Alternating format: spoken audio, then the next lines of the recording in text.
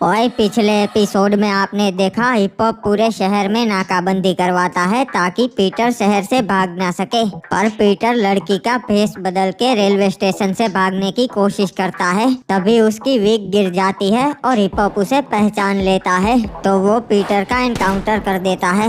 दूसरी तरफ ghost criminal आदम डाकू की हिस्ट्री निकालता है और उसे पता चलता है कि डाकू का एक बड़ा भाई भी है, टकला आदम, जो दुबई की जेल में कैद है। तो वो उसे मिलने जाता है। अब आगे हुए। अरे जल्दी करना जी, हम आधे घंटे से यहाँ लाइन में बैठे हैं। अरे रुक जा, बस हमरा हो ही गया 2 मिनट। ये लो डीजीपी साहब, हम पहुँच गए डाकू के अड्डे पे। यहीं पर ही वो उसका काला काम करता है। अरे ये क्या, इंस्पेक्टर हिप हॉप यहाँ पे? अरे भागो रे, पुलिस की रेड पड़ गई, हवालात में डाल देंगे। मैंने तो बोला ही था जी इधर नहीं आना चाहिए, फिर भी तुम लेकर आए। अबे तुझे भी तो चूल थी विदेशी कमोड पर बैठने की। अरे सरकार क्या करूँ, इनको अंदर आने दूं क्या? हाँ आने दे। अच्छा हुआ खोल दिया, वरना उड़ा देता। ये क्या, डीजीपी साहब भी है? बताइए आप दोनों का यहाँ पर कैसे आना हुआ? मुझे लगा ही था आदम डाकू तू अपने काले कारोबार फिर से शुरू कर देगा, इसीलिए मैं डीजीपी साहब को सब दिखाने लाया हूँ। अच्छा, पर इंस्पेक्टर मैं तो ऐसा कुछ नहीं करता, मैं तो बस पुलिस के लिए काम करता हूँ। अच्छा, तो तू पुलिस के लिए कमोड भी बेचता है साले? वो देख सामने पड़े, क्या है ये? अरे आदम डाकू, मन्ने थारे से यो उम्मीद ना थी, मैंने तुझे यो इजाजत ना दी थी। अरे नहीं डीजीपी साहब, आपको कुछ गलत फहमी हुई है। ये कमोड हमारे नहीं, रॉबर्ट के है। हाँ, ये सब रॉबर्ट के अड्डे पे थे। ये किसी गलत हाथों में ना जाए इसलिए हमने रख लिए। हम ये आपको ही लौटाने वाले थे, तभी आप यहाँ पर आ गए। झूठ बोलना तो कोई तेरे से सीखे आदम डाकू, फ्रेश माल है, ये रॉबर्ट का नहीं हो सकता। आप मुझ पे फालतू में ही शक कर रहे हैं, अब मैं आपको कैसे यकीन दिलाऊं? हाँ भाई, इंस्पेक्टर हिप हॉप डाकू सही बोल रहा से, यो रॉबर्ट के ही होगे। और एक नंबर का कमीना है, आप इसकी बातों में आ रहे हो?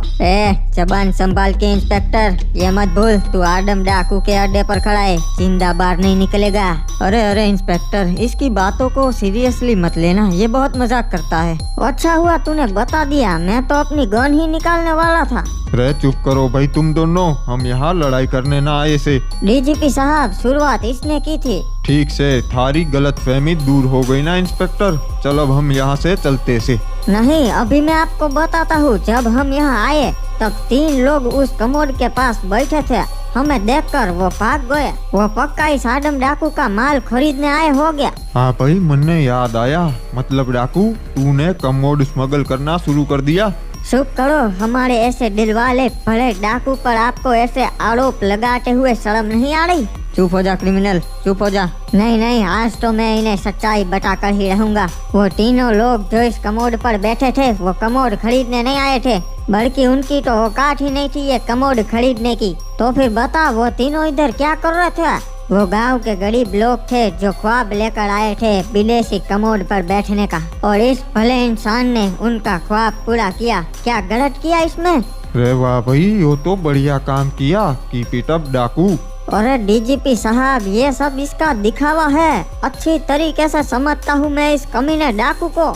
मैंने भी आपकी तरह इस डाकू पे आंख बंद करके भरोसा किया था कि ये सुधर गया है, और ये नहीं सुधरा, आज भी वैसे का वैसा ही है। तो क्या करूँ, गाँव वालों को अगने दिया इस आरोप में अरेस्ट कर लूँ इसे। तू छोटी सी बात का बतंगड़ बना रिया से। ठीक है डीजीपी साहब, तो इसे बोलिए ये अड्डा खाली कर दे और सारे कमोड हम जब्त कर लेते हैं। बहुत हो गया तुम लोगों का। अगर यहाँ से किसी ने एक भी कमोड लिया तो मैं अपनी पे आ जाऊंगा। साला पालतू कुत्ता समझ के रखा है क्या पुलिस वालों का? जब बोलो तब काटने दौड़ू। डाकू हूँ मैं, बेलगाम घोड़ा। हाँ, और ये कमोड रॉबर्ट के नहीं है, मेरे है, और मैं इसे बेचूंगा। अगर दम है तो रोक के दिखाओ। ये मत भूलो कि तुम्हें मेरी अभी भी जरूरत है। मेरे बिना तुम घोस्ट क्रिमिनल को नहीं मार सकते। बस यही बुलवाना था तेरे मुंह से, देख लिया ना डीजीपी साहब। अरे सरकार, ये क्या कर दिया आपने? चलिए डीजीपी साहब, अब हम चलते हैं, हमारे और भी जरूरी काम है। डाकू तू गलत कर रिया से, अभी भी टाइम से रुक जा, मैं तन्ने बाद में कॉल करता सू। ठीक है डीजीपी साहब।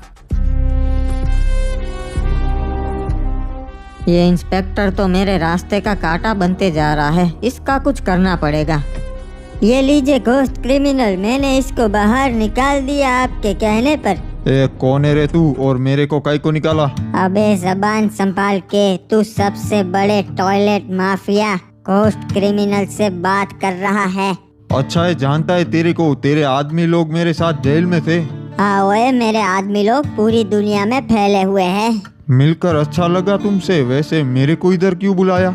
ओए तुम्हारे जैसे काबिल अपराधी जेल में अच्छे नहीं लगते, छुड़ाने आया हूँ तुम्हें वकील लेकर।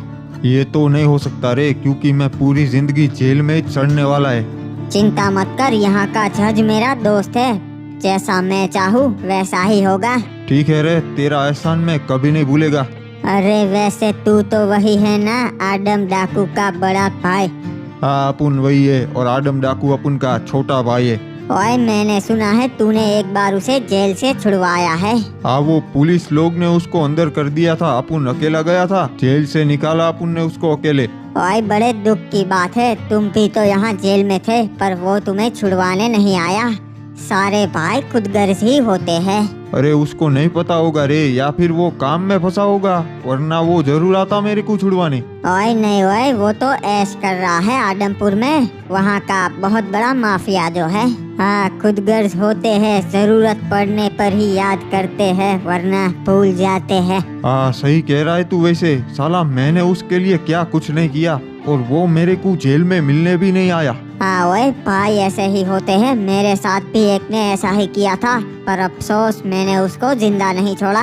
आदम पर पहले तो ऐसा नहीं था, लगता है पैसों में अंधा हो गया, वो सारे रिश्ते भूल चुका है। चल मैं तुझे एक ऑफर देता हूँ, आदम को मार दे, दुबई तेरा, और जो चाहिए वो दूंगा, पैसा दौलत कमोड, तू जो चाहेगा दुबई में वैसा ही होगा। ओए अबे क्या बक रहा है, वो जैसा भी है अपुन का भाई है, समझा? मैं उसे मार नहीं सकता। मैं समझ सकता हूँ, चल एक और ऑफर देता हूँ, आदम डाकू को मेरे पास ले आ, मैं उसे जिंदा छोड़ दूंगा और अपनी आलीशान जेल में रखूंगा। पर तू आदम के साथ ऐसा क्यों करना चाहता, वो बता। और अभी वो पुलिस वालों का पालतू कुत्ता बन गया है, उनके लिए मेरे आदमियों को मार रहा है।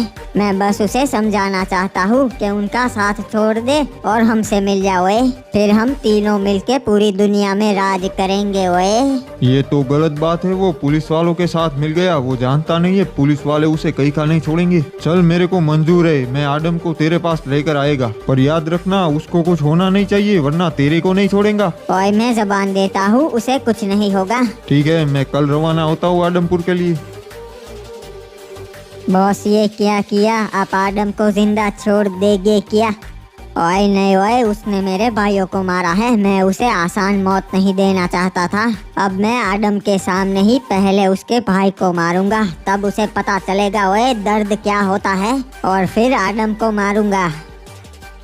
बताओ आदम डाकू, हम सारे माफियाओं को यहाँ पर क्यों बुलाया है तुमने? देखो मैंने आप सबको यहाँ आपके फायदे के लिए बुलाया है। क्या मजाक है डाकू, अब सबका फायदा भी देखने लगा है।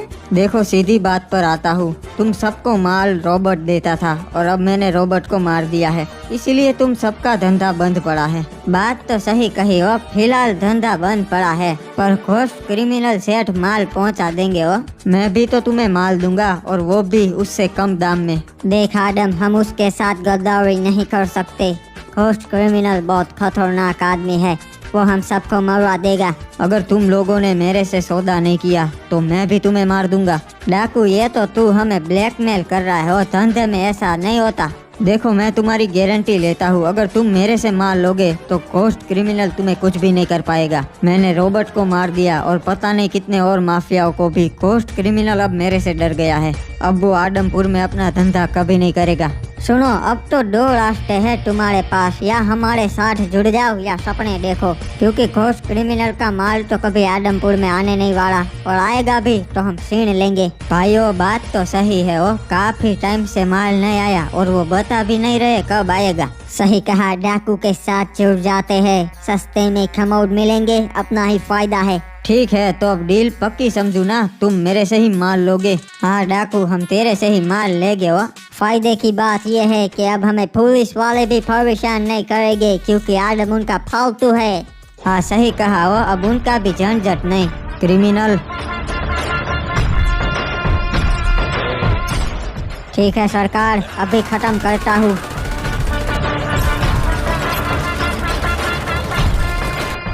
अबे लगता है ये पागल हो गया है। भागो, भाग के कहाँ तक जाएगा साले? डाकू के अड्डे से कोई भी नहीं निकल सकता।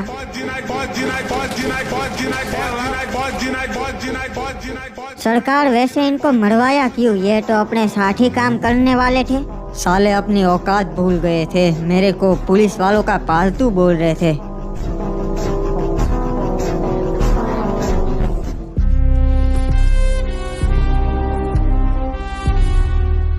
ओए क्या हुआ टकले, पहुंच गया क्या आदमपुर? अरे अपन आदमपुर बॉर्डर पे पहुंच गया है। अच्छा ठीक है, पर एक चीज मैं बताना भूल गया था। हाँ बताओ, क्या बताना चाहते हो? हमारी डील के बारे में डाकू को मत बताना, वरना वो कभी राजी नहीं होगा। उल्टा वो तुमसे भी दुश्मनी करेगा। हाँ ठीक है रे, अपनी डील के बारे में अपन उसको नहीं बताएंगा। और ध्यान रहे तुम पुलिस वालों की नजर में ना आओ, वरना वो तुम्हें उठा लेंगे। हाँ अपन ध्यान रखेगा, चिंता मत कर। वैसे भी अपन की आदत है पुलिस से छुपने की। ठीक है चल, जब आदम से दूर हो तभी कॉल करना, वरना उसे शक हो जाएगा। अरे कौन है रे तू? तेरे बाप का रोड है क्या? साइड में हट। अबे चने, ज्यादा शान पत्ती मत कर, साइड में से कट ले। अबे तू हमसे पंगा मत ले, तू जानता नहीं हम कौन है। साला अपन थोड़े टाइम के लिए बाहर क्या चला गया, बच्चे बाप को ही भूल गए। अबे टकले, हम आदम डाकू के आदमी है, आदम डाकू के। अब तू देख तेरा क्या होता है। अच्छा ये बात है, पहले बताना था ना तुम आदम डाकू के आदमी हो।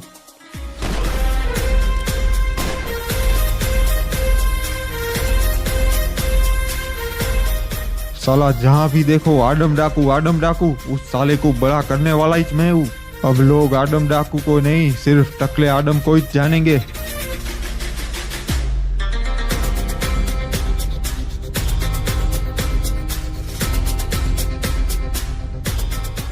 रे यो के हिप हॉप आ गई। इंस्पेक्टर कैसे आना हुआ इधर?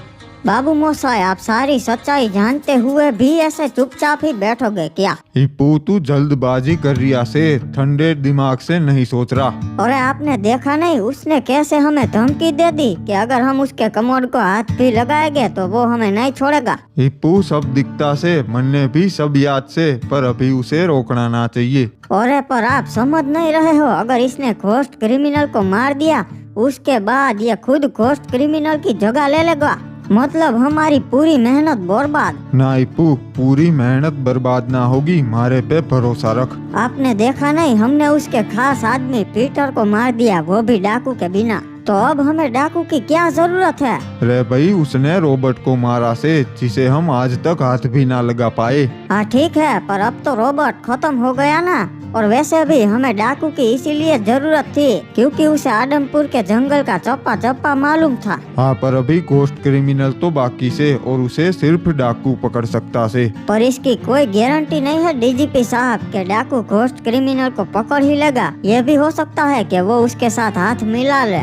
ये कभी ना होगा, क्योंकि डाकू ने घोस्ट क्रिमिनल के खास आदमियों को मारा से, वो उसका साथ कभी ना देगा। कोई ना डीजीपी साहब, हम हाथ पर हाथ धरे रह जाएंगे और डाकू इंटरनेशनल माफिया बन जाएगा। तू समझ, हमें उसकी जरूरत से। ठीक है, अब डीजीपी साहब मुझे ऐसा लगता है कि पुलिस फोर्स को मेरी जरूरत नहीं है, उन्हें डाकू की जरूरत है। तो मैं रिजाइन करता हूँ, मुझे नहीं रहना पुलिस फोर्स में। हिप्पू तूने हद कर दी, अब तन्ने सच्चाई बतानी ही पड़ेगी और कोई चारा ना से। कैसी सच्चाई? क्या बोल रहे हो डीजीपी साहब? कुछ समझ में नहीं आया। इंस्पेक्टर सुन, मने पहले से पता था कि घोस्ट क्रिमिनल को मार के डाकू इंटरनेशनल माफिया बन जाएगो और वो कमोड का धंधा कभी ना छोड़ेगो। इसीलिए मैंने ये सोचा था कि जब डाकू घोस्ट क्रिमिनल को पकड़ लेगो तभी हम वहाँ पे डाकू और घोस्ट क्रिमिनल दोनों का एनकाउंटर कर देंगे। क्या बात कर रहे हो डीजीपी साहब? पर ये तो गलत है, आपने उसे जुबान दी थी कि वो पुलिस के लिए काम करेगा, तो आप उसे कुछ नहीं करेंगे। हिप हॉप, मैंने भी बोला था उसे कमोड वगैरह ना बेचे, पर वो ना मान रहा, तो अब अंजाम भुगतेगो। यो जंग से, और जंग में सब जायज से। इसका मतलब जब वो घोस्ट क्रिमिनल को पकड़ लेगा तब हम उसे मार देंगे।